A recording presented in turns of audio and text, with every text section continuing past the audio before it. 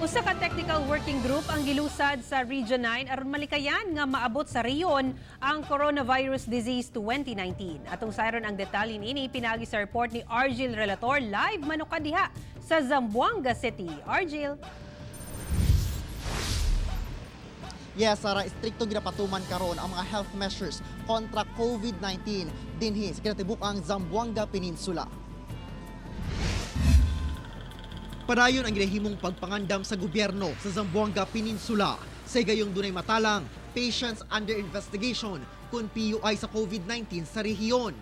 Tulo ka adlaw nga magtagbo sa Zamboanga City ang Technical Working Group nga gisugdan kagahapon alang sa pagmugna o contingency plan sa maong sakit.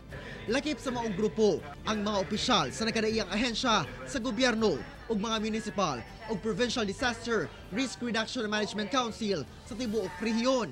Sumala sa Office of the Civil Defense Region 9, buot nilang masukod kung unsa kaandam ang matag LGU ug galing dunay kaso sa COVID-19 sa ilang tagsa-tagsa ka lugar.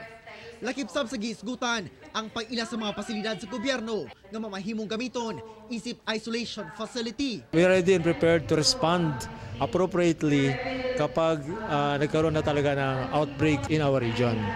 But right now, we are still hoping that yung ating mga existing directives, memorandums, at saka yung mga actions being taken to prevent, minimize, and of course avoid yung outbreak in our region is maging effective. Upat ka tao ang ginapailawom karon sa monitoring sa DOH-9. Duha ang anaasa Zamboanga del Sur, samtang duha sab ang anaasa Zamboanga Sibugay Province. Sara, sa karon nagpabiling COVID-19 free ang kinatibuk-ang Zamboanga Peninsula. Daghang salamat, Argil Relator.